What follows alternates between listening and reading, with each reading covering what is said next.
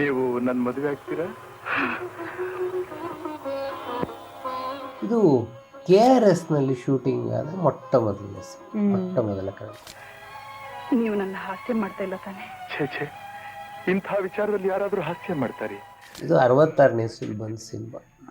ಈ ಸಿನಿಮಾ ಅಂದ್ರೆ 32 ವರ್ಷ ಆಗಿತ್ತು ಹೇಳುವಾಗ. ಸೀತೆ ತಾಯಿ ಚರಿತ್ರೆಹೀನಲಾದ್ರೇನೆಯ, ಸೀತೆ ಪುಟ್ಟು ಬಿಟ್ಟು ಚಿನ್ನ. ಅಷ್ಟು 32 ವರ್ಷ ಆದಮೇಲೂ ಕೂಡ ಅಣ್ಣ ಅವರು ನೆನ್ಪಿಟ್ಕೊಂಡಿದ್ದು ತೂಗುದೀಪದಲ್ಲಿ ಏನು ಅಂದರೆ ಬಹಳ ಚೆನ್ನಾಗಿತ್ತು. ಈ ವಿಧಿವಿಲಾಸ ಯಾಕೆ ಬಹಳ ಇಂಪಾರ್ಟೆಂಟ್ ಅಂದರೆ ಅಣ್ಣವ್ರ ಕಾರ್ ಕಲ್ತಿದ್ದು ವಿಧಿವಿಲಾಸ ಶೂಟಿಂಗ್ ಟೈಮ್. ಸ್ವಾಮಿ ಅವರು ನೆನಪು ಮಾಡ್ಕೊಳ್ಳೋರು. ಮಧ್ಯದಲ್ಲಿ ಯಾರೋ ಬಂದರೆ, ಲೇ ನಿಂತ್ಕಳಯ್ಯ, ಆ ಕಡೆ ಹೋಗೋ ಹೊಸ್ದಾಗಿ ಕಾರ್ ಕಲಿತಾ ಇದ್ದೀನಿ ಅಣ್ಣವ್ರು ಹೇಳೋರು ಅಂತೇಳಿ. ರಾಜ್ಕುಮಾರ್ಗೆ ಈ ಸಿನಿಮಾಕ್ಕೆ 5,000 ರೂಪಾಯಿ ಸಂಭಾವನೆ, ಲೀಲಾವತಿಗೆ 3,000 ಸಂಭಾವನೆ. ಸೊ ಲೀಲಾವತಿಯವರ ವೃತ್ತಿ ಜೀವನದಲ್ಲಿ ತಗೊಂಡು ಅತಿ ದೊಡ್ಡ ಸಂಭಾವನೆ.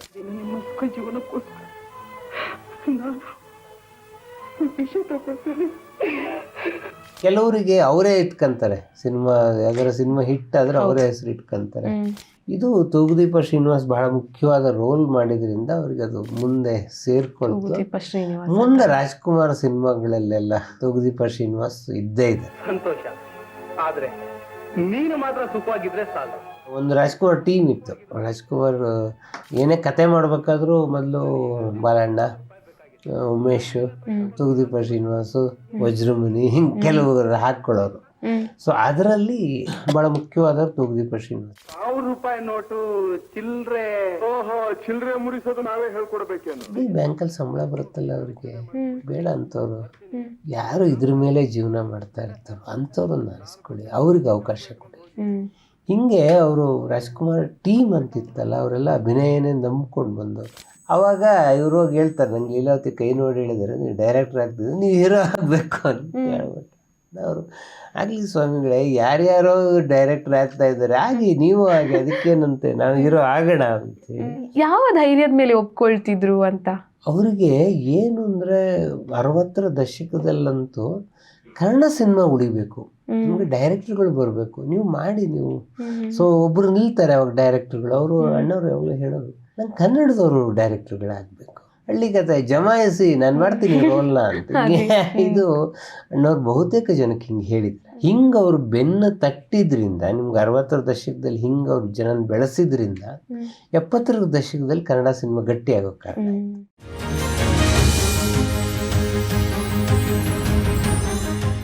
ಸರ್, ಈ ಒಂದು ಸರಣಿ ಪ್ರಾರಂಭ ಮಾಡಿದ ನಂತರ ರಾಜ್ಕುಮಾರ್ ಅವರ ಸಿನಿಮಾಗಳನ್ನ ಸರಣಿ ಮಾಡ್ಕೊಂಡು ಬಂದ್ವಿ. 100ನೇ ಸಂಚಿಕೆ ಆಗಿ ಕೂಡ ನಮ್ಮ ಕಾರ್ಯಕ್ರಮ ಮುಂದುವರಿತಾನೆ ಬಂದಿದೆ. ಅದಕ್ಕೆ ಪ್ರೇಕ್ಷಕರ ಪ್ರೋತ್ಸಾಹ ಕೂಡ ಸಾಕಷ್ಟಿದೆ, ಅದು ಕೂಡ ಮ್ಯಾಟರ್ ಆಗುತ್ತೆ ಸರ್ ಈ ವಿಷಯ ಬಂದಾಗ. ಮತ್ತೆ ಸಾಕಷ್ಟು ಜನರ ಕಮೆಂಟ್ಸ್ ಕೂಡ ಹಾಕ್ತಿದ್ರು ಜನರು, ನಮ್ಗೆ ಈ ಒಂದು ಸಿನಿಮಾದ ಬಗ್ಗೆ ಹೇಳಬೇಕು ಅಂತ. ಈಗ ಅನೇಕ ಜನರು ಕಮೆಂಟ್ ಹಾಕಿರೋದು ಒಂದು ತೂಗುದೀಪ, ಮತ್ತೊಂದು ಕೆರಳಿದ ಸಿಂಹ ಸಿನಿಮಾದ ಬಗ್ಗೆ ಮಾತಾಡ್ಬೇಕು ಅಂತ ಹೇಳಿ. ಹಾಗಾಗಿ ಪ್ರೇಕ್ಷಕರ ಒತ್ತಾಯದ ಮೇರೆಗೆ ಇವತ್ತು ಮೊದಲು ತಗೊಳ್ಳೋಣ ಅಂತ. ಫಸ್ಟ್ಗೆ ತೂಗುದೀಪ ಸಿನಿಮಾದ ಬಗ್ಗೆ ಸರ್, KSL ಸ್ವಾಮಿ ಅವರು ನಿರ್ದೇಶನ ಮಾಡಿದಂತಹ ಫಸ್ಟ್ ಸಿನಿಮಾ ಇದು. ಲೀಲಾವತಿ ಅವರು ರಾಜ್ಕುಮಾರ್ ಅವರಿಗೆ ನಾಯಕಿ ಆಗಿದ್ರು ಈ ಸಿನಿಮಾದಲ್ಲಿ. ವಿಜಯ್ ಭಾಸ್ಕರ್ ಅವರು ಸಂಗೀತ ಸಂಯೋಜನೆ ಮಾಡಿದ್ದಾರೆ ಸಿನಿಮಾಗೆ. ಬಂಗಾಳಿ ಕತೆ ಚಂದ್ರನಾಥ್, ಇದನ್ನ ಬರೆದಿದ್ದು ಶರತ್ ಚಂದ್ರ ಚಟರ್ಜಿ ಅವರು. ಇವರು ಬರೆದಂತಹ ಈ ಕಥೆಯನ್ನ ಆಧರಿಸಿ ಮಾಡಿರುವಂತಹ ಸಿನಿಮಾ ಇದು ಸರ್. ಈಗ ಪ್ರೇಕ್ಷಕರು ಕೇಳಿದ್ದಾರೆ ಈ ಸಿನಿಮಾದ ಬಗ್ಗೆ ಮಾತಾಡಿ ಅಂತ. ಸೊ ಈ ಸಿನಿಮಾದ ಬಗ್ಗೆ ಹೇಳಿ ಸರ್. ತೂಗುದೀಪ ಒಂದು ಬಹಳ ವಿಶಿಷ್ಟವಾದ ಸಿನಿಮಾ. ಈ ಸಿನಿಮಾ ಬಗ್ಗೆ ಮಾತನಾಡುವಾಗ ಇಡೀ ಸಿನಿಮಾ ಆಗಿದ್ದು ಮದ್ರಾಸ್ನ ಫಿಲಮ್ ಸೆಂಟರ್ ಅನ್ನೋ ಸ್ಟುಡಿಯೋದಲ್ಲಿ. ಈ ನಮ್ಮದು ದೊಡ್ಡ ದೊಡ್ಡ ಸ್ಟುಡಿಯೋಗಳಿದೆ, AVM, ಜೆಮಿನಿ, ಭರಣಿ, ರೇವತಿ, ದೊಡ್ಡ ಅದಕ್ಕೆ ಹೋಲಿಸಿದ್ರೆ ಫಿಲಮ್ ಸೆಂಟ್ರ್ ಚಿಕ್ಕ ಸ್ಟುಡಿಯೋ. ಅದು ಮೊದಲು ಕೊಯಮತ್ತೂರಲ್ಲಿತ್ತು, ಆಮೇಲೆ ಅದು 1935ರಲ್ಲಿ ಕೊಯಮತ್ತೂರಲ್ಲಿ ಶುರುವಾದ ಸ್ಟುಡಿಯೋ ಫಿಲಮ್ ಸೆಂಟರ್. ಆಮೇಲೆ ಬಂತು ಚಿಕ್ಕ ಸ್ಟುಡಿಯೋ. ಸೊ ಒಂದು ರೆಕಾರ್ಡಿಂಗ್ ರೂಮು, 2 ಫ್ಲೋರ್ಗಳು ಇದ್ದಂಥ ಸ್ಟುಡಿಯೋ ಇದು. ಕನ್ನಡ ಸಿನಿಮಾಗಳವರಿಗೆ 2 ಕಾರಣಕ್ಕೆ ಫಿಲಮ್ ಸೆಂಟ್ರು ಬಹಳ ಪ್ರಿಯವಾದ ಸ್ಟುಡಿಯೋ. ಒಂದು, ಕಮ್ಮಿ ರೇಟಿಗೆ ಕಾಲ್ ಶೀಟ್ ಸಿಕ್ಕೋದು, ನೈಟ್ ಕಾಲ್ ಶೀಟ್. ಎರಡನೇದು, ಇಲ್ಲಿ ವಾಲ್ಕೆ ಅಂತ ಒಬ್ಬ ಸೌಂಡ್ ಇಂಜಿನಿಯರ್ ಇದ್ರು. ಸೊ ಈಗಿನ ಟೆಕ್ನಾಲಜಿಯಲ್ಲಿ, ಈಗಿರುವ ಟೆಕ್ನಾಲಜಿಯಲ್ಲಿ ಸೌಂಡ್ ಇಂಜಿನಿಯರ್ ಅನ್ನೋದು ಏನಂತಹ ಮುಖ್ಯವಾದ ರೋಲ್ ಅಲ್ಲ. ಹೌದು. ಆದರೆ ಆವಾಗ ಮೊದಲು ಬೂಮ್ ಬಾಯ್ಸ್ ಅಂತ ಕರೆಯೋರು ಸೌಂಡ್ ಇಂಜಿನಿಯರ್. ಅವಾಗ ಬೂಮ್ಗಳು ಇರ್ತಾ ಇತ್ತು. ಆ ಬೂಮ್ಗಳೇ ಆ್ಯಕ್ಚುಲಿ ಕ್ಯಾಮ್ರಾಗಳು. ಅದನ್ನು ಬೂಮ್ ಅಂತ ಯಾಕೆ ಕರಿತಾ ಇರೋದು, ಅದು ರೆಕಾರ್ಡ್ ಆಗುತ್ತೋ. ಸೊ ನೀವೆಲ್ಲ ಗಿಡಸಂದು ಇಲ್ಲೋ ಮತ್ತೊಂದು ಕಡೆ ಎಲ್ಲ ಇಟ್ಟು ರೆಕಾರ್ಡ್ ಮಾಡೋರು, ಯಾಕೆ ಲೈವ್ ರೆಕಾರ್ಡಿಂಗ್. ಆಮೇಲೆ ನಿಮಗೆ ಕ್ಯಾಮ್ರಾಗಳು ಬಂತು. ನಿಮ್ಗೆ ಎಂಥ ಸ್ಟುಡಿಯೋದಲ್ಲಿ ಮಾಡಿದ್ರು ನಮ್ಮ ಸೌಂಡ್ ಪ್ರೂಫ್ ಎಲ್ಲ ಬಂದಿದ್ದು 40ನೇ ಇಸ್ವಿಲಿ. ಎಲ್ಲರಿಗೂ ಸೌಂಡ್ ಪ್ರೂಫ್ ಇರಲಿಲ್ಲ. ಸೌಂಡ್ ಪ್ರೂಫ್ ಕೂಡ ಎಲ್ಲರಿಗೂ ಸಿಗ್ತಿರಲಿಲ್ಲ. ಸೊ ಇದು ತುಂಬ ನಾಯ್ಸ್ ಪ್ರಾಬ್ಲಮ್ಗಳು ಇರ್ತಾ ಇತ್ತು. ಈ ಫಿಲಮ್ ಸೆಂಟರ್ನ ವಾಲ್ಕೆಯವರು ಅದನ್ನೆಲ್ಲ ಮಾಡಿ ನಿಮ್ಗೆ 60ರ ದಶಕದ ಕನ್ನಡ ಹಾಡುಗಳು ಇವತ್ತಿಗೂ ಬಹಳ ಅದ್ಭುತವಾಗಿ ಕೇಳುತ್ತೆ ಅವತ್ತಿನ ಟೆಕ್ನಾಲಜಿಯಲ್ಲಿ. ಅಂದರೆ ನಾವು ನೆನೆಸ್ಕೋಬೇಕಾದ ಒಂದು 8 ಜನ ಇದ್ದಾರೆ. ಅವರು ಜೀವನ್ನು, ವಾಲ್ಕೆ, ಕೋಟೇಶ್ವರರಾವು, ಈ ಥರದವರು. ಅದರಲ್ಲಿ ವಾಲ್ಕೆ ಬಹಳ ಮುಖ್ಯವಾದವರು. ನಾನು ಇವ್ರ ಬಗ್ಗೆ ವಿಜಯಭಾಸ್ಕರ್ ಹೇಳಿದ್ದು ಕೇಳಿದ್ದೀನಿ, RN ಜಯಗೋಪಾಲ್ ಹೇಳಿದ್ದು ಕೇಳಿದ್ದೀನಿ. ಈ ವಾಲ್ಕೆಯ ಬ್ರದರು ಬಾಬುರಾವ್ ವಾಲ್ಕೆ KSL ಸ್ವಾಮಿ ಬಹಳಷ್ಟು ಸಿನಿಮಾಗಳಿಗೆ ಫೋಟೋಗ್ರಾಫರ್ ಆಗಿ, ಛಾಯಾಗ್ರಾಹಕ. ನನಗೆ ಈ ತೂಗುದೀಪ ಅಂದ್ಕೊಳ್ಳೆ ಆಗ ಒಂದು ನೆನಪು ಯಾವುದು ಅಂತಂದರೆ, ನಾನು KSL ಸ್ವಾಮಿ ಒಂದ್ಸಲ ಅಣ್ಣವ್ರ ಮನೆ ಹೋಗಿದ್ದೆ. ಒಂದು ಬಹಳ ಪ್ರಕ್ಷುಬ್ಧ ವಿಷಯಕ್ಕೆ ಹೋಗಿದ್ವಿ, ಸ್ವಲ್ಪ ಬಿಸಿ ಬಿಸಿ. ಅಣ್ಣವ್ರ ಹತ್ರ ಬಿಸಿ ಬಿಸಿ ಚರ್ಚೆ ಅವತ್ತ ಎಲ್ಲ ಭಾಳ ಕೂಲ್ ಆಗೈತೆ ಅಂತಾರೆ. ಅದೊಂದು ಸಂದರ್ಭ ಹಂಗಿತ್ತು. ಆವಾಗ ಏನೋ ಸ್ವಾಮಿಯವರು ತೂಗುದೀಪ ಸಿನಿಮಾ ಏನೋ ಬಂದರೆ ಅಣ್ಣವ್ರು ನೆನಪು ಮಾಡ್ಕೊಂಡಿದ್ದು, ಇದು ಬಹುಶಃ ಈ ಘಟನೆ, ನಾನೀಗೇನು ಘಟನೆ ಹೇಳ್ತಿದ್ದೀನಿ 98-99ನೇ ಇಸ್ವಿಲ್ ಆಗಿತ್ತು. ಇದು 66ನೇ ಇಸ್ವಿಲ್ ಬಂದ ಸಿನಿಮಾ. ಈ ಸಿನಿಮಾ ಅಂದರೆ 30-32 ವರ್ಷ ಆಗಿತ್ತು ಹೇಳುವಾಗ. ಅಣ್ಣವರು ನೆನಪು ಮಾಡ್ಕೊಳ್ಳೋದು, ಈಗ ನೈಟ್ ಕಾಲ್ ಶೀಟ್ ಅಂದರೆ ರಾತ್ರಿ 9:30-10 ಗಂಟೆಗೆ ಶುರು. ಎಂತಹ ಈಗಲೂ ನೈಟ್ ಶಿಫ್ಟ್ ಮಾಡೋರಿಗೆ ಗೊತ್ತಿರುತ್ತೆ. ಎಂತಹ ಇದಿದ್ರೂ ಕೂಡ 1:30-2 ಗಂಟೆ ಕಣ್ಣು ಹಿಡಿಯುತ್ತೆ ನಿದ್ದೆ. ಎಂತ ಅಲ್ಲಿ ಇವರು ಮಧ್ಯಾಹ್ನ ನಿದ್ದೆ ಮಾಡಿ ಏನೇ ಮಾಡಿದ್ರು 1:30-2 ಗಂಟೆ. ಆಮೇಲೆ ನೀವು 2:30-3 ಕಳೆದ್ಬಿಡಿ, ಮತ್ತೆ ರಾತ್ರಿ ಎಲ್ಲ ಎದ್ದಿರ್ತೀರ. ಇದು ಎಲ್ಲರ ಸ್ವಭಾವ, ಅದು ಮನುಷ್ಯರ ಸ್ವಭಾವ. ಅದು ಈ ಫಿಲಮ್ ಸೆಂಟರ್ ಎದುರುಗಡೆಗೆ ಉಡುಪಿಯವನು ಒಂದು ಅಂಬೊಡೆ ಮಾಡ್ತಾ ಇದ್ದ. ಅವನು ಸಾಮಾನ್ಯಕ್ಕೆ ಶುರುವಾಗದೆ 10:30-11 ಗಂಟೆಗೆ ಅಲ್ಲಿ ಮಾಡ್ತಿದ್ದೆ. ಬೆಳಗಿನ ಜಾವ 4 ಗಂಟೆ ಬಲಕಡೆ ಮಾಡೋಣ. ಈ ಕನ್ನಡ ಸಿನಿಮಾ ಬರೋದಲ್ಲ ರಾತ್ರಿ ಶೂಟಿಂಗ್ ಬರೋರು ಅಂತ ಹೇಳ್ಬಿಟ್ಟು. ಈ ತೂಗುದೀಪ ಸಿನಿಮಾ ಮುಗಿಯೋವರೆಗೂ ರಾತ್ರಿ 1:30-2 ಗಂಟೆಗೆ ಅಂಬುಡೆ. ಆಮೇಲೆ ಅಕಸ್ಮಾತ್ ಇಲ್ದಿದ್ರು ಅಣ್ಣವ್ರು 1:30-1:45 ಆಗ್ತಾ ಬಂತು ಅಂದರೆ, ಎಲ್ಲಿ ನಮ್ಗೆ ಅಂಬುಡೆ ಇಲ್ವಾ ಇವತ್ತು ಅಂತ ಕೇಳೋರು. ಅಷ್ಟು 30-32 ವರ್ಷ ಆದಮೇಲೂ ಕೂಡ ಅಣ್ಣವರು ನೆನ್ಪಿಟ್ಕೊಂಡಿದ್ದು ತೂಗುದೀಪದಲ್ಲಿ ಏನು ಅಂದರೆ, ಅಂಬುಡೆ ಭಾಳ ಚೆನ್ನಾಗಿತ್ತು. ಸೊ KSL ಸ್ವಾಮಿಯವರು ಬಾಲ್ಯದಿಂದಲೇ ಸಿನಿಮಾ ಅಂದರೆ ಅವ್ರ ಮನೇಲಿ ಏನೂ ಬಿಡ್ತಾ ಇರಲಿಲ್ಲ. ಸೊ ಅವರು ಸಿನಿಮಾನ ಬಹಳ ಕಷ್ಟಪಟ್ಟು ನೋಡುವಂಥ ವಾತಾವರಣದಲ್ಲಿ ಬೆಳೆದಂಥವ್ರು. ಮನೇಲಿ ಕಷ್ಟ ಇತ್ತು. ಅವ್ರು ಕಾಲೇಜ್ ಓದುವ ಸಂದರ್ಭದಲ್ಲಿ ಮೈಸೂರು ದಸರಾದಲ್ಲಿ ಎಂಟರ್ಟೈನ್ಮೆಂಟ್ ಸೆಂಟರ್, ಸೊ ಎಂಟರ್ಟೈನ್ಮೆಂಟ್ ಸೆಂಟರಲ್ಲಿ ಇವ್ರು ಪಾರ್ಟ್ ಟೈಮ್ ಕ್ಲರ್ಕ್, ಅಂದರೆ ಡಿಗ್ರಿ ಕಾಲೇಜಿಗೆ ಹೋಗ್ತಾ ಇದ್ದಾರೆ, ಸಾಯಂಕಾಲದಲ್ಲಿ part time clerk. MC Mahadeva Swamy ಅಂತೇಳಿ ಕಲಾವಿದರು, ಈ ಎಂಟರ್ಟೈನ್ಮೆಂಟ್ ಕ್ಲಬ್ಗೆ ಅಧ್ಯಕ್ಷರು. ಸೊ ಅವರು ರಾಜ್ಕುಮಾರ್ನ KSL ಸ್ವಾಮಿಯವರು ಮೊಟ್ಟ ಮೊದಲು ನೋಡಿದ್ದು ಈ ಎಕ್ಸಿಬಿಷನ್ ಸೆಂಟ್ರಲ್ಲಿ ಕ್ಲರ್ಕ್ ಆದಾಗ. ಇವರನ್ನ ಬಂದು ಕೇಳಿ, ಮಹಾದೇವ ಸ್ವಾಮಿಯವರು ಎಲ್ಲಿದ್ದಾರೆ, ಒಂದು ನಾಟಕ ಆಡಬೇಕಿತ್ತು ನಾವು ಅಂತ ಹೇಳಿ ನರಸಿಂಹರಾಜು, ಬಾಲಕೃಷ್ಣ, ರಾಜ್ಕುಮಾರ್ 3 ಜನ ಬರ್ತಾರೆ. 2 ದಿನ ಸಿಕ್ಕತ್ತೆ. ಬ್ರೋಕರ್ ಭೀಷ್ಮಾಚಾರಿ ಮತ್ತು ಬೇಡ್ರ ಕಣ್ಣಪ್ಪ 2 ನಾಟಕಗಳನ್ನು ಆಡ್ತಾರೆ ಈ ಟ್ರೂಪ್ನವರು. ಇದು ಅವಾಗ ಸ್ವಲ್ಪ ಡಬ್ಬಿಂಗ್ ಗಿಬ್ಬಿಂಗ್ ಎಲ್ಲ ಇದ್ದಿದ್ದರಿಂದ ಕನ್ನಡ ಚಿತ್ರರಂಗ 58-59 ಈ ಸಂದರ್ಭದಲ್ಲಿ. ಇದು ರವಿ, KSL ಸ್ವಾಮಿ ರವಿ ಅಂತ ಅವ್ರು ಬಹಳ ಪ್ರಸಿದ್ಧರು. ಅವ್ರು ಯಾವಾಗಲೂ ನೆನಪು ಮಾಡ್ಕೊಳ್ಬೇಕು. ಸೊ ಇದು ಅಣ್ಣವ್ರನ್ನ ಫಸ್ಟ್ ನೋಡಿದ್ದು ನಾನು ಈ ಸಂದರ್ಭದಲ್ಲಿ ಅಂತ.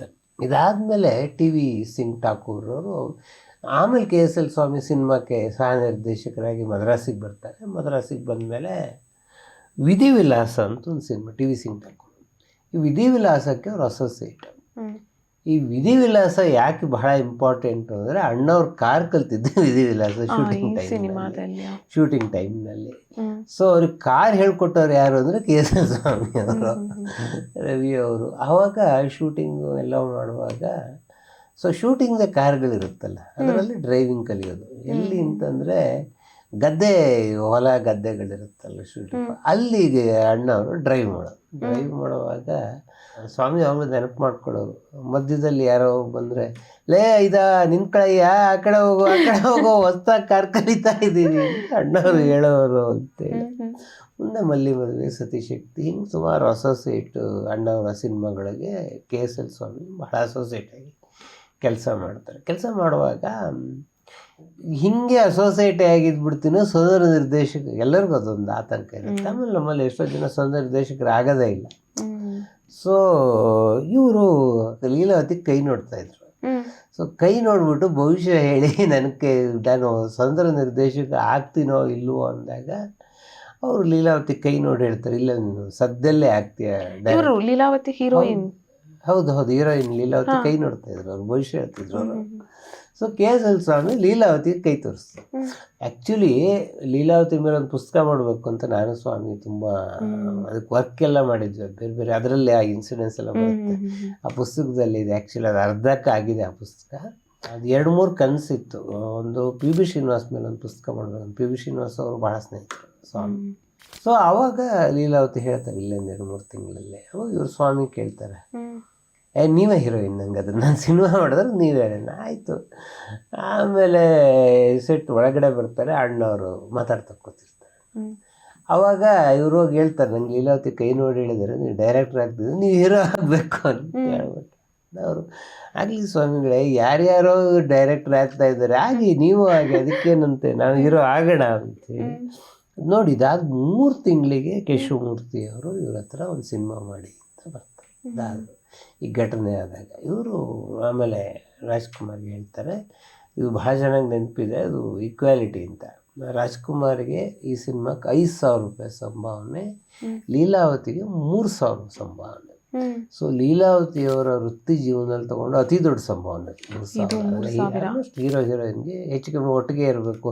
ಈಗ ರಮ್ಯಾ ಹೊಸ ಇಶ್ಯೂ ಎಲ್ಲ ರೈಸ್ ಮಾಡಿದ್ರಲ್ಲ, ಆ ಕಾಲದಲ್ಲಿ ಇದನ್ನು ಟ್ರೈ ಮಾಡಿದಂಥ ಸಿನಿಮಾ ಇದು. ಇದಾದ ಮೇಲೆ ಅವರು ಲಗ್ನ ಪತ್ರಿಕೆ, ಭಾಗ್ಯದ ಬಾಗಿಲು, ರಾಜ್ಕುಮಾರ್ 100ನೇ ಸಿನಿಮಾ, ಗಾಂಧಿನಗರ ಎಲ್ಲ KSL ಸ್ವಾಮಿ ರಾಜ್ಕುಮಾರ್ ಸಿನಿಮಾಗಳನ್ನು ಮಾಡಿದ್ದಾರೆ. ಇದು ಚಂದ್ರನಾಥ ಅನ್ನೋ ಒಂದು ಕತೆ ಅವ್ರನ್ನ ಬಹಳ ಹಾಂಟ್ ಮಾಡ್ತಾರೆ. ಬೆಂಗಾಲಿಯಿಂದ ಕನ್ನಡಕ್ಕೆ ಅನುವಾದ ಆಗಿತ್ತದು. ಇವರನ್ನ ಸ್ವಾಮಿ ಅವರ KSL ಸ್ವಾಮಿದು. ಅದ್ರಲ್ಲಿ ಒಂದು ಡಿಸ್ಕ್ರಿಪ್ಷನ್ ಬರುತ್ತೆ. ಸೊ ಇದು ಬಹಳ ಸೂಕ್ಷ್ಮವಾದ ಕತೆ. ಅದು ಬಹಳ ಅನಾಥಲಾದ ಹುಡುಗಿನ ಒಂದು ಮದುವೆ ಆಗಿರ್ತಾನೆ. ಆಮೇಲೆ ಗಂಡ ಹೆಂಡತಿ ನಡುವೆ ವೈಮನಸ್ಯ ಬಂದು ದೂರ ಆಗಿರ್ತಾರೆ. ಸಿನಿಮಾ ಕೊನೆಗಿಬ್ಬರು ಸೇರಿಕೊಳ್ತಾರೆ. ಅದು ಅವನ ಮನಸ್ಸಿನ ತೂಗುಯಾಲೆಯನ್ನು ಹೇಳೋದು. ಕಥೆನಲ್ಲಿ ಒಂದು ಡಿಸ್ಕ್ರಿಪ್ಷನ್ ಬರುತ್ತೆ. ಗಾಡಿನಲ್ಲಿ ಹೋಗ್ತಾ ಇರ್ತಾರೆ. ಈಗ ಕತ್ಲಲ್ಲಿ ಗಾಡಿ ಎಲ್ಲ ಓಡಿಸುವಾಗ ಲಾಟಿನ್ ಕಟ್ಕೊಂಡಿರ್ತಾರೆ. ಸೊ ಅದು ಈಗಲೂ ಹಳ್ಳಿ ಕಡೆ ಎಲ್ಲ ಲಾಟಿನ್ ಕಟ್ಟಿರ್ತಾರೆ. ಸೊ ನೀವು ಗಾಡಿ ಓಡುವ ಸ್ಪೀಡಿಗೆ ಅನುಗುಣವಾಗಿ ಲಾಟಿನ್ ಅಲ್ಲಾಡ್ತಾ ಇರುತ್ತೆ. ಸೊ ಅದು ಅವನ ಮನಸ್ಸು ಹೆಂಗೆ ಅಲ್ಲಾಡ್ತಾ ಇದ್ವು, ಲಾಟಿನ್ ಕೂಡ ಹಾಗೆ ಅಲ್ಲಾಡ್ತಾ ಇದೆ ಅನ್ನೋದು ಕಥೆನಲ್ಲಿ ಬರೋ ಡಿಸ್ಕ್ರಿಪ್ಷನ್. ಸೊ ಅಲ್ಲಾಡುವ ಲಾಟಿನನ್ನು ಇವರು ತೂಗುದೀಪ ಅಂತ ಕರೆದಿದ್ದು. ತೂಗುದೀಪ ಅನ್ನುವ ಹೆಸರನ್ನು ಇಟ್ಟರು. ಸೊ ಇದಕ್ಕೆ KSL ಸ್ವಾಮಿನೇ ಚಿತ್ರಕಥೆ ಮಾಡಿದ್ರು. RNJ ಗೋಪಾಲ್ ಇದಕ್ಕೆ ಸಂಭಾಷಣೆಗಳನ್ನು ಬರೆದ್ರು. ನಾನು ಆಗಲೇ ಹೇಳಿದಾಗೆ ಇದು KRSನಲ್ಲಿ ಶೂಟಿಂಗ್ ಆದ ಮೊಟ್ಟ ಮೊದಲ ಕನ್ನಡ. KRS ಆಗ್ತಾನೆ ಇನ್ನು ಲೈಟಿಂಗ್ ಗೀಟಿಂಗ್ ಎಲ್ಲ ಆಗಿರಲಿಲ್ಲ, KRS ಆಗಿತ್ತು. ಮೌನವೇ ಆಭರಣ, ಮುಗುಳ್ನಗೆ ಶಶಿಕಿರಣ ಅಂತ RNJ ಗೋಪಾಲ್ ಬರೆದಿರೋ ಹಾಡು. ಆ ಹಾಡು KRSನಲ್ಲಿ ಶೂಟಿಂಗ್ ಆಯಿತು. ಮೌನವೇ ಆಭರಣ. ಆಮೇಲೆ PV ನಂಜರಾಜ ಅರಸ್ ಅವರು ಒಂದು ಹಾಡು ಬರ್ತಿದ್ದಾರೆ. ಅದರಲ್ಲಿ ಅವ್ರ ಹಾಡುಗಳು ಬರ್ದಿರೋದು ಬಹಳ ಕಮ್ಮಿ, ಇತಿಹಾಸ ಬರ್ದಿರೋದು ಜಾಸ್ತಿ. ಮನವೇ ಮಂದಿರ, ನ್ಯಾಯ ದೇವರು, ಮನವೇ ಮಂದಿರ. ಈ ಹಾಡು ವಿಶೇಷ ಏನು ಅಂತಂದರೆ ಈ ಸಿನಿಮಾದಲ್ಲಿ 2 ಸಲ ಬರುತ್ತೆ ಈ ಹಾಡು. 2 ಸಲ ಬರೋದ್ರಲ್ಲಿ 2ನೇ ಸಲ ಬರೋದ್ರಲ್ಲಿ ಅಣ್ಣವರು ಹಾಡಿದ್ದಾರೆ, ಧ್ವನಿಯನ್ನು ಸೇರಿಸಿದ್ದಾರೆ. ಅದೊಂದು ವಿಶೇಷ ಇದರಲ್ಲಿ. ಆಮೇಲೆ ಇದರಲ್ಲೊಂದು ಬಹಳ ವಿಶೇಷವಾದ ಸಂಗತಿ ಇದೆ. ನಿಮ್ಮ ನೆಚ್ಚಿನ ಕನ್ನಡ ಕಂದ ಅಂತ ಒಂದು ಹಾಡಿದೆ ಇದರಲ್ಲಿ. ಹ್ಮ್ ಇದರೊಳಗೆ ಪಿ ವಿ ಶ್ರೀನಿವಾಸ್ ಕಾಣಿಸ್ಕೊಳ್ತಾರೆ. ಹ್ಮ್ ಪಿ ವಿ ಶ್ರೀನಿವಾಸು ಮೀಸೆ ಇಟ್ಕೊಂಡು ಆ್ಯಕ್ಟ್ ಮಾಡಿ. ನೀವು ಪಿ ವಿ ಶ್ರೀನಿವಾಸನ 1000 ಫೋಟೋಗಳು ನೆಟ್ಟಲ್ಲಿ ಹುಡುಕಿ, ಹ್ಮ್ ಮೀಸೆ ಇಲ್ಲ. ಪಿ ವಿ ಶ್ರೀನಿವಾಸ್ ಯಾವತ್ತೂ ಮೀಸೆ ಇರಲಿಲ್ಲ. ಹ್ಮ್ ಆದರೆ ಈ ಹಾಡಲ್ಲಿ ಮೀಸೆ ಇದೆ ಪಿ ವಿ ಶ್ರೀನಿವಾಸ್ಗೆ. ಹಾಗಾಗಿ ನಾನು ತುಂಬ ತಮಾಷೆ ಕೇಳ್ತು, ಮೀಸೆ ಇರೋ ಪಿ ವಿ ಶ್ರೀನಿವಾಸ್ ನೋಡಬೇಕು ಅಂದ್ರೆ ತೂಗುದೀಪ ಸಿನಿಮಾ ನೋಡಬೇಕು, ಅದರಲ್ಲಿ ಮಾತ್ರ ಅವರು ಸಿಗ್ತಾರೆ ಅಂತ. ಅಂದು ಜನಕಸುತ್ತೆ ಅಂತ ಒಂದು ಹಾಡಿದೆ, ಮೈ ಫೇರ್ ಲೇಡಿ ಅನ್ನೋದೊಂದು ಹಾಡಿದೆ. ಈ ಸಿನಿಮಾದಲ್ಲಿ ಹೆಚ್ಚು ಅದು ಫಿಲ್ಮ್ ಸೆಂಟ್ರಲ್ಲಿ ಆಗಿದೆ. ಔಟ್ಡೋರ್ ಮೈಸೂರಿನಲ್ಲಿ ಮಾತ್ರ ಮಾಡಿದ್ದು. ಸ್ವಾಮಿಯವರು ಮೈಸೂರಿನಲ್ಲಿ ಮಾತ್ರ ಇದ್ದಿದ್ದವರು, ಮೂಲತಃ ಮೈಸೂರಿನವರೇ ಆದ್ದರಿಂದ ಅಲ್ಲಿ ಸ್ವಲ್ಪ ಔಟ್ಡೋರ್ ಮಾಡಿದ್ದಾರೆ. ಬಿಟ್ಟರೆ ಫಿಲ್ಮಿ ಸೆಂಟ್ರಲ್ಲೇ ಇದು ಆದಂತಹ ಸಿನಿಮಾ ಅದು. ಸೊ ಬೆಂಗಳೂರು ಮೈಸೂರು ಎರಡರಲ್ಲೂ 50 ವಾರ ಓಡ್ತು. ಬಹಳ ಮುಖ್ಯವಾದ ಸಂಗತಿ ಏನು ಅಂತಂದರೆ, ಕೆ ಎಸ್ ಎಲ್ ಸ್ವಾಮಿ ಅಂತಹ ಬಹಳ ಪ್ರಮುಖ ನಿರ್ದೇಶಕರನ್ನು ಕನ್ನಡ ಸಿನಿಮಾಕ್ಕೆ ಇದು ತಂದುಕೊಡ್ತು. ಇದು ಮುಂದೆ ಕೆ ಎಸ್ ಎಲ್ ಸ್ವಾಮಿ ಮುಂದಿನ 30 ವರ್ಷ ಬಹಳ ಅದ್ಭುತವಾದ ಸಿನಿಮಾಗಳು ಮಾಡಿದ್ರು. ನಾನು ಮೊದಲನೇ ಸಲ ಕೆ ಎಸ್ ಎಲ್ ಸ್ವಾಮಿಯನ್ನು ಮಾತಾಡಿಸಿದ್ದು ನೋಡಿದ್ದು ನಮ್ಮ ಶೃಂಗೇರಿಯಲ್ಲಿ ಮಲೆ ಮರದ ಶೂಟಿಂಗ್ ಇರುತ್ತೆ. ಸೊ ಆ ಸಂದರ್ಭದಲ್ಲಿ ಶೃಂಗೇರಿ ದೇವಸ್ಥಾನದಲ್ಲೆಲ್ಲ ಅದರ ಶೂಟಿಂಗ್ ಆಗಿದೆ. ಸೊ ನಾನು ಸ್ವಾಮಿಯನ್ನು ಮೊದಲನೇ ಸಲ ನಾನು ಕಾಲೇಜ್ ಓದ್ತಾ ಇದ್ದೆ. ನಾನು ಮುಂದೆ ಅವ್ರನ್ನ ಭೇಟಿ ಮಾಡ್ತೀನಿ, ಅವ್ರನ್ನ ನೋಡ್ತೀನಿ ಕಲ್ಪನೆಯಲ್ಲಿ ಬಂದಮೇಲೆ ಕೊನೆ ಆಯಿತು. ನಾನು ಕೆ ಎಸ್ ಎಲ್ ಸ್ವಾಮಿ ಅವ್ರ ಹತ್ರ ಕೊನೆಯದು ಸಲ ಮಾತಾಡಿದ್ದು ಕೂಡ ಮಲೆ ಮರ್ತದ ಬಗ್ಗೆ. ದೂರದರ್ಶನಕ್ಕೆ ಒಂದು ಸೀರೀಸ್ ಮಾಡ್ತಾಯಿದ್ದೆ ನಾನು. ಅವಾಗ ಸಿನಿಮಾ ಅನುಭವಗಳ ಬಗ್ಗೆ ಒಂದು ಅವ್ರ ಹತ್ರ ಬೇಕಿತ್ತು. ನರಸಿಂಹರಾಜು ಕಾರ್ಯಕ್ರಮ ಸುಚಿತ್ರ ಫಿಲ್ಮ್ ಸೊಸೈಟಿನಲ್ಲಿ ಇತ್ತು. ನಾನು 3-4 ಸಲ ಅವ್ರನ್ನ ಕೇಳಿದ್ದೆ, ಸರ್ ಒಂದು ಸಲ ನಿಮ್ಮ ಹತ್ರ ಮಲೆ ಮರದ ಬಗ್ಗೆ ಮಾತಾಡಬೇಕು ಅಂತ ಹೇಳಿ. ಅವರು ಅಲ್ಲೇ ಪ್ರೋಗ್ರಾಮಿಗೆ ಬರ್ತೀಯಲ್ಲ, ಪ್ರೋಗ್ರಾಮ್ ಆದಮೇಲೆ ಕೂತ್ಕೊಳ್ಳೋಣ ಅಂತ. ಪ್ರೋಗ್ರಾಮ್ ಆದಮೇಲೆ ತುಂಬ ಕೂತ್ಕೊಂಡು ಮಾತನಾಡಿದ್ವಿ.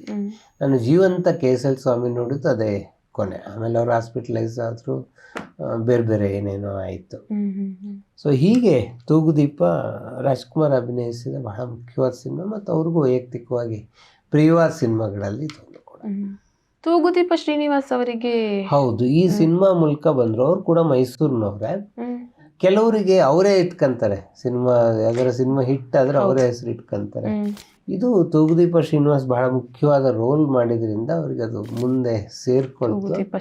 ಮುಂದೆ ರಾಜ್ಕುಮಾರ್ ಸಿನಿಮಾಗಳಲ್ಲೆಲ್ಲ ತೂಗುದೀಪ ಶ್ರೀನಿವಾಸ್ ಇದ್ದೇ ಇದ್ದಾರೆ. ಬಹುತೇಕ ಎಲ್ಲ ಸಿನಿಮಾಗಳಲ್ಲೂ ತೂಗುದೀಪ ಶ್ರೀನಿವಾಸ್ ಇದ್ದೇ ಇದ್ದಾರೆ. ಮತ್ತು ಅವ್ರ ಮನೆಗೆ ಕೂಡ ಮುತ್ತುರಾಜ್ ಪಾರ್ವತಮ್ಮ ಕೃಪಾ ಅಂತಲೇ ಅವ್ರ ಹೆಸರಿಟ್ಟಿದ್ದಾರೆ. ಹಾಗಾಗಿ ಒಂದು ರಾಜ್ಕುಮಾರ್ ಟೀಮ್ ಇತ್ತು. ರಾಜ್ಕುಮಾರ್ ಏನೇ ಕತೆ ಮಾಡಬೇಕಾದ್ರೂ ಮೊದಲು ಬಾಲಣ್ಣ, ಉಮೇಶ್, ತೂಗುದೀಪ ಶ್ರೀನಿವಾಸು, ವಜ್ರಮುನಿ, ಹಿಂಗೆ ಕೆಲವರು ಹಾಕ್ಕೊಳ್ಳೋರು. ಸೊ ಅದರಲ್ಲಿ ಭಾಳ ಮುಖ್ಯವಾದ ತೂಗುದೀಪ ಶ್ರೀನಿವಾಸ್. ರಾಜ್ಕುಮಾರ್ ಒಂದು ನಾನು ಗಮನಿಸಿದ್ದೀನಿ, ನೀವು ಅದೊಂದು ಹೆಸರು ಹೇಳಿದ್ರಿ ಅಂತ ಇಟ್ಕೊಳ್ಳಿ, ಅದು ಹೊಸ ಹೆಸರು. ಏನವನು ಸರ್, ಅವ್ರು ಬ್ಯಾಂಕಲ್ಲಿ ಕೆಲಸ ಮಾಡ್ತಾರೆ, ಹವ್ಯಾಸ ಹಿಂಗೆ ಅಭಿನಯಿಸ್ತಾರೆ. ಇಡೀ ಬ್ಯಾಂಕಲ್ಲಿ ಸಂಬಳ ಬರುತ್ತಲ್ಲ ಅವ್ರಿಗೆ, ಬೇಡ ಅಂಥವ್ರು ಯಾರು ಇದ್ರ ಮೇಲೆ ಜೀವನ ಮಾಡ್ತಾ ಇರ್ತಾರೋ ಅಂಥವ್ರನ್ನ ಅನಿಸ್ಕೊಳ್ಳಿ, ಅವ್ರಿಗೆ ಅವಕಾಶ ಕೊಡಿ. ಹಿಂಗೆ ಅವರು ರಾಜ್ಕುಮಾರ್ ಟೀಮ್ ಅಂತಿತ್ತಲ್ಲ, ಅವರೆಲ್ಲ ಅಭಿನಯನೇ ನಂಬ್ಕೊಂಡು ಬಂದವರು. ಹಾಗಾಗಿ ಒಂದು ರೋಲ್ ಕ್ರಿಯೇಟ್ ಮಾಡೋರು, ಎಲ್ಲಿದ್ರು ಒಂದು ರೋಲ್ ಕ್ರಿಯೇಟ್ ಮಾಡಿ ಅವ್ರ ಜೀವನ ನಡಿಬೇಕಲ್ಲ, ಹಿಂಗೆ ಅಣ್ಣವ್ರು ಯೋಚನೆ ಮಾಡೋರು. ಹಂಗೆ ತೂಗುದೀಪ ಶ್ರೀನಿವಾಸ್ ಈ ಸಿನಿಮಾ ಮೂಲಕ ಬಂದರು. ಮುಂದೆ ಅಣ್ಣವರು ಬಹುತೇಕ ಸಿನಿಮಾಗಳಲ್ಲಿ ತೂಗುದೀಪ ಶ್ರೀನಿವಾಸ್ ಇದ್ದೇ ಇದ್ದಾರೆ. ಸೊ ವಿಲನ್ ಆಗಿದ್ದಾರೆ, ಬಹಳ ಅಪರೂಪಕ್ಕೆ ಭಾಗ್ಯವಂತರಲ್ಲಿ ಅವ್ರ ಸ್ನೇಹಿತನ ರೋಲ್ ಮಾಡಿದ್ದಾರೆ, ಬೇರೆ ಬೇರೆ ಥರದಲ್ಲಿ ಇದ್ದೇ ಇದ್ದಾರೆ. ಮತ್ತು ನೀವಿಷ್ಟು ಸಮಯಗಳ ಕಾಲ ರಾಜ್ಕುಮಾರ್ ಅವ್ರ ಬಗ್ಗೆ ಸಾಕಷ್ಟು ಮಾತನಾಡ್ಕೊಂಡು ಬಂದ್ರಿ ಸರ್. ಈಗ ಇಷ್ಟು ರಾಜ್ಕುಮಾರ್ ಅವರ ಕಥೆಯನ್ನು ಕೇಳಿ ನನ್ಗನಿಸಿದ್ದೇನೆಂದರೆ, ಅವರು ಪ್ರತಿ ಒಂದು ಸಿನಿಮಾ ಯಾರಾದರೂ ಡೈರೆಕ್ಟರ್ ಬಂದು ನಾನು ಈ ಥರ ಸಿನಿಮಾ ಮಾಡ್ತಿದ್ದೇನೆ ಸರ್, ಹೀರೋ ಆಗ್ತೀರಾ ಅಂತ ಕೇಳ್ಕೊಂಡಾಗ ರಾಜ್ಕುಮಾರ್ ಅವ್ರು ಮಾಡಿ ನಾನು ಬರ್ತೀನಿ ಅಂತ ಹೇಳ್ತಾರಲ್ವಾ. ಆದರೆ ನನ್ಗನ್ಸಿದ ಅದು ಯಾವ ಧೈರ್ಯದ ಮೇಲೆ ಒಪ್ಕೊಳ್ತಿದ್ರು ಅಂತ. ಅವರಿಗೆ ಏನು ಅಂದರೆ 60ರ ದಶಕದಲ್ಲಂತೂ ಕನ್ನಡ ಸಿನಿಮಾ ಉಳಿಬೇಕು, ನಿಮಗೆ ಡೈರೆಕ್ಟರ್ಗಳು ಬರಬೇಕು, ನೀವು ಮಾಡಿ ನೀವು. ಸೊ ಒಬ್ಬರು ನಿಲ್ತಾರೆ ಅವಾಗ ಡೈರೆಕ್ಟರ್ಗಳು. ಅವರು ಅಣ್ಣವ್ರು ಯಾವಾಗಲೂ ಹೇಳೋರು, ಯಾರೋ ಡೈರೆಕ್ಟರ್ಗಳು ಬರ್ತಾರೆ, ಅವರಿಗೆ ಡೈರೆಕ್ಷನ್ ಗೊತ್ತು, ಕನ್ನಡ ಗೊತ್ತಿಲ್ಲ, ನಂಗೆ ಕನ್ನಡದವರು ಡೈರೆಕ್ಟರ್ಗಳಾಗಬೇಕು. ಸೊ ನಮ್ ಜಯಗೋಪಾಲ್ ಆಗ್ಲಿ KSL ಸ್ವಾಮಿನಾಗ್ಲಿ ಬೆಂತಟ್ಟಕ್ಕೆ ಬಹಳ ಗೀತಪ್ರಿಯ. ನಾನು ಗೀತಪ್ರಿಯಿಂದ ಹಂಗೆ ಎಳಮಣಿನ ಮಗ ಸ್ಕ್ರಿಪ್ಟ್ ಇದ್ದಾಗ ಹಳ್ಳಿ ಕಥೆ ಜಮಾಯಿಸಿ ನಾನು ಮಾಡ್ತೀನಿ ರೋಲ್ನ ಅಂತ. ಇದು ಅಣ್ಣವ್ರು ಬಹುತೇಕ ಜನಕ್ಕೆ ಹಿಂಗೆ ಹೇಳಿದ್ದಾರೆ. ಅದು ಹಿಟ್ ಆಗುತ್ತೋ ಫ್ಲಾಪ್ ಆಗುತ್ತೋ ಅನ್ನುವಂತ ಒಂದು ಇಲ್ಲ, ಆದ್ರೆ ಅದು ಮತ್ತೆ ನೈವೇದ್ಯವ್ರ ಬಗ್ಗೆ ಕೆಲವರು ಕಾಮೆಂಟ್ ಕೂಡ ಹಾಕಿದ್ದಾರೆ. ಬೇರೆ ವೆಂಕಟೇಶ್ ಅಂತ ನಾನು ಕಾಲ್ ಶೀಟ್ ಕೊಡ್ತೀನಿ, ಮಾಡಿ ಸಿನಿಮಾನ, ನೀವು ದುಡ್ಡಿದೆಯೋ ಇಲ್ಲೋ ಲೆಕ್ಕ ಇಲ್ಲ, ನೀವು ಮಾಡಿ ಸಿನಿಮಾನ, ನಾನು ಕಾಲ್ ಶೀಟ್ ಕೊಡ್ತೀನಿ.